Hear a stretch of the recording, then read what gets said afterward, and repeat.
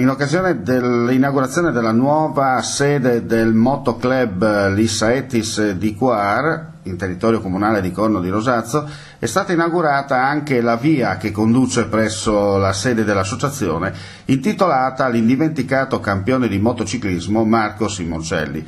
Tra i presenti anche la fidanzata, che ha voluto ringraziare tutti gli appassionati e non per aver ricordato in questa maniera il campione romagnolo scomparso prematuramente. Biker, un significato importante, non solo moto ma anche tanta solidarietà, amicizia e voglia di far bene. Ma come lo dicevo prima, in fase di inaugurazione della via, secondo me il mondo bikers, che fino a poco tempo fa nemmeno conoscevo, è un mondo effettivamente essenziale per questa nostra federazione motociclistica italiana.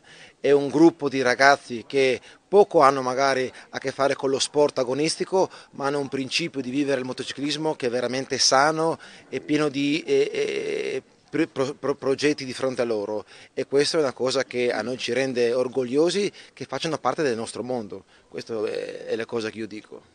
E poi soprattutto questa bellissima sede dove una volta era una postazione a difesa dell'invasore, oggi invece sono porte aperte per gli amici.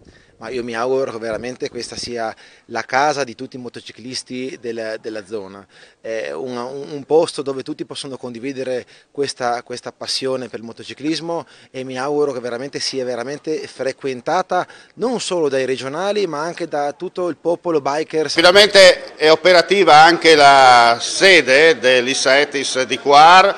Siamo all'interno di questa postazione, l'ho detto nell'intervista al Presidente della Federazione, una volta punto di difesa, oggi invece apertura agli amici.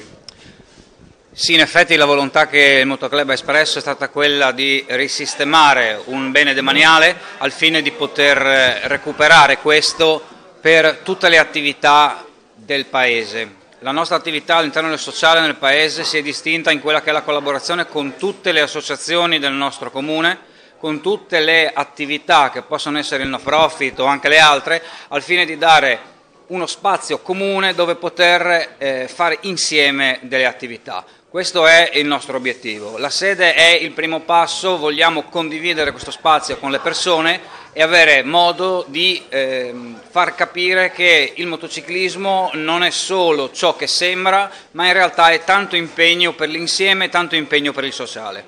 Insomma, lei ha già detto tutto, ulteriori domande sarebbero, come si dice, fuori luogo, però una gliela dico senza nessun problema.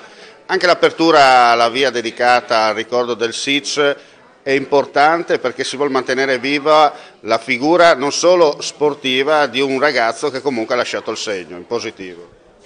Quello che è l'inaugurazione è una via, è un atto che, come hanno giustamente detto le autorità che hanno parlato prima, è un atto di estrema importanza e qualora ci siano dei tempi stretti viene fatto sul decreto del prefetto.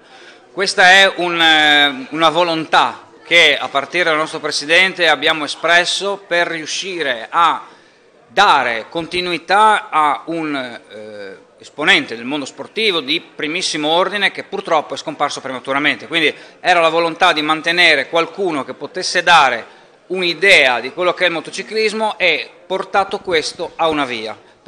Dedicare una via a Marco Simoncelli significa per noi dare una continuità a quello che è il mondo del motociclismo, non solo il pilota lui come persona ma tutto il mondo del motociclismo.